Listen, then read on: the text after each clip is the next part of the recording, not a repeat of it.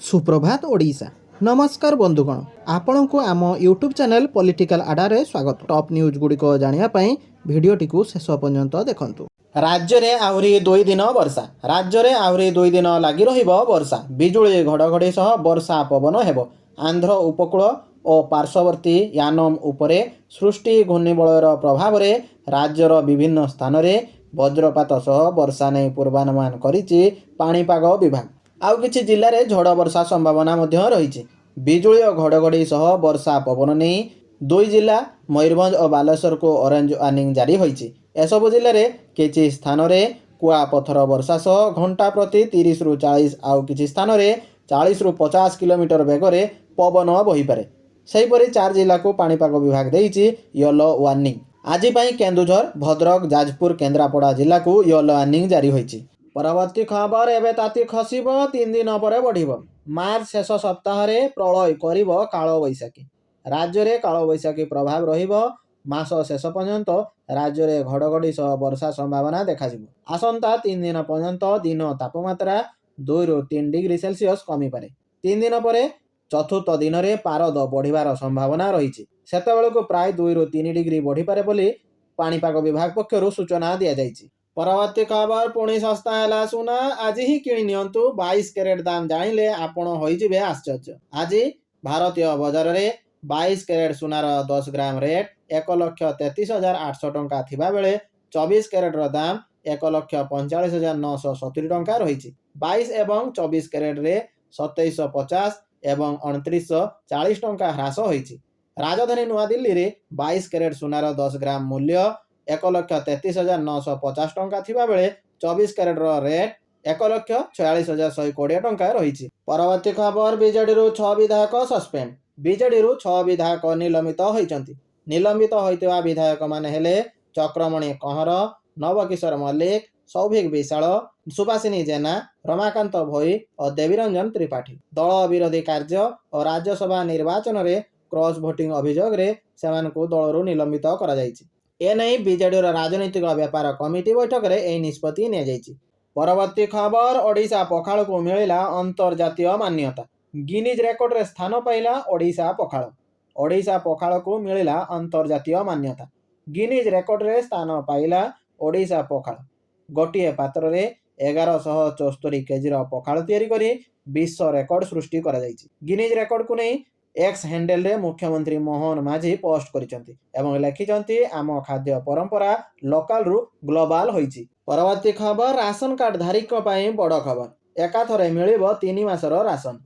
देश रे लक्ष लक्ष राशन कार्ड धारी माने अछंती जे माने प्रति मासरे राशन कार्ड माध्यम रे राशन पाई थांती। किंतु एही एप्रिल मासरे राशन कार्ड धारीक पई एक खुशी खबर आसीची। मोदी सरकार घोषणा करिसंती जे योग्य राशन कार्ड धारी माने एबे एप्रिल, मे एवं जून रे 2026 रो एकाथर के राशन पाइबे। यार अर्थ हेउची प्रति मासरे राशन दुकान को आउ जीवार आवश्यकता आउ रहिबो नाही।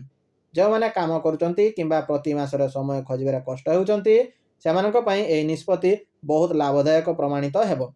परवर्ती खबर आंदोलनरु ओहरिला पाचिका संघ। सरकार मानिनेले 3टी मुख्य दाबी। धारणा आंदोलनरु ओहरिला पाचिका संघ।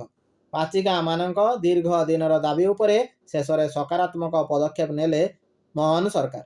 7 दफा दाबी मध्यरु 3टी मुख्य दाबी यथा बकेया टंका प्रदान, परिचय पत्र जोगाण एवं यथोचित दरमा देवाको मानि नेबा पई सरकार पक्षरु प्रतिश्रुति दिया जायछि। एही आश्वासन परे पाचिका संघ निज धारणा आंदोलनरु ओहरि जायछि।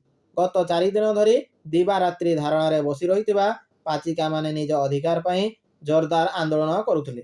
परवर्ती खबर मोदी सरकार बड़ घोषणा। जमी हो कि प्लट समस्त को मिलिबो पीएम आवास योजनार लाभ। सरकार देवे 2.5 लाख टंका। प्रधानमंत्री आवास योजना एक एमिति योजना अटे जहार अंतर्गत सरकार समस्त लोक मानकु निजर घर करिया पई सहायता करिथांती।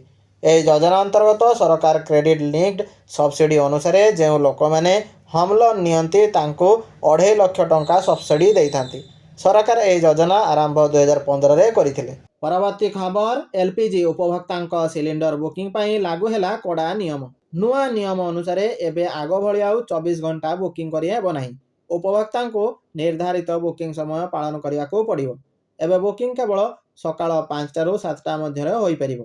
ଏହାପରେ ରାତି 8ଟାରୁ 12ଟା ମଧ୍ୟରେ କଲ୍ ଅଥବା ମେସେଜ ଜରିଆରେ ବୁକିଂ କରିହେବ। ତେବେ ସବୁଠାରୁ ଗୁରୁତ୍ୱପୂର୍ଣ୍ଣ କଥା ହେଉଛି ସକାଳ 7ଟା ପରେ ଏବଂ ରାତି 8ଟା ପୂର୍ବରୁ ଆଉ ବୁକିଂ ହୋଇପାରିବ ନାହିଁ। ପରବର୍ତ୍ତୀ ଖବର, ଇରାନ ଇସ୍ରାଏଲ ଯୁଦ୍ଧ ଯୋଗୁଁ ସାରା ଦେଶରେ ଏଲପିଜି ସଂକଟ, ଭାରତର ଭରସା ଆମେରିକା ଏବଂ ରୁଷ।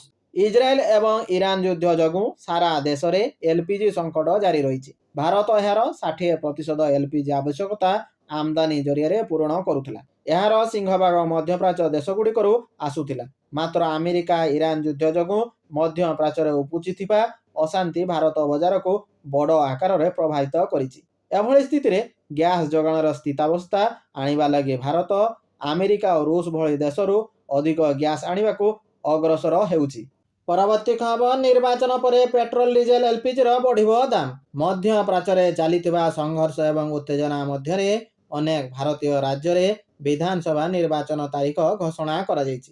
ଏହି ସମୟରେ ଲୋକସଭାରେ ବିରୋଧୀ ଦଳ ନେତା ଏବଂ କଂଗ୍ରେସ ସାଂସଦ ରାହୁଲ ଗାନ୍ଧୀ ଏକ ବଡ଼ ଭବିଷ୍ୟବାଣୀ କରିଛନ୍ତି। ସେ କହିଛନ୍ତି ଯେ ନିର୍ବାଚନ ପରେ ଦେଶରେ ପେଟ୍ରୋଲ, ଡିଜେଲ ଏବଂ ଏଲପିଜି ଗ୍ୟାସ୍ ସିଲିଣ୍ଡରର ମୂଲ୍ୟରେ ତୀବ୍ର ବୃଦ୍ଧି ଘଟିବ। ଲୋକସଭାରେ ଭାଷଣ ଦେଇ ବିରୋଧୀ ଦଳ ନେତା ରାହୁଲ ଗାନ୍ଧୀ ଆହୁରି କହିଛନ୍ତି, ମୋଦି ସରକାର ପାଖରେ ନା ଦିଗ୍ଦର୍ଶନ ଅଛି ନା ରଣନୀତି, କେବଳ ଭାଷଣବାଜି। ପ୍ରଶ୍ନ ଏହା ନୁହେଁ ଯେ ସରକାର କ'ଣ କରୁଛନ୍ତି, ପ୍ରଶ୍ନ ହେଉଛି ଆପଣଙ୍କ ପ୍ଲେଟରେ କ'ଣ ବାକି ଅଛି। ପରବର୍ତ୍ତୀ ଖବର, ମହାନଦୀ ରିଭରଫ୍ରଣ୍ଟ ପ୍ରକଳ୍ପର ସମୀକ୍ଷା, ସମସ୍ତ ପ୍ରକ୍ରିୟା ଶେଷ କରି ତୁରନ୍ତ କାର୍ଯ୍ୟ ଆରମ୍ଭକୁ ନିର୍ଦ୍ଦେଶ ଦେଲେ ମୁଖ୍ୟମନ୍ତ୍ରୀ। ଲୋକସଭା ଭବନଠାରେ ମୁଖ୍ୟମନ୍ତ୍ରୀ ମୋହନ ଚରଣ ମାଝୀ କଟକ ରିଭରଫ୍ରଣ୍ଟ ଡେଭଲପମେଣ୍ଟ ପ୍ରକଳ୍ପ ସମ୍ପର୍କରେ ସମୀକ୍ଷା କରିଛନ୍ତି। ସୂଚନାଯୋଗ୍ୟ ଯେ 210 କୋଟି ଟଙ୍କା ବ୍ୟୟରେ କଟକ ମହାନଦୀ କୂଳରେ 426 ଏକର ଅଞ୍ଚଳକୁ ଏହି ପ୍ରକଳ୍ପ ଜରିଆରେ ବିକଶିତ କରାଯିବ।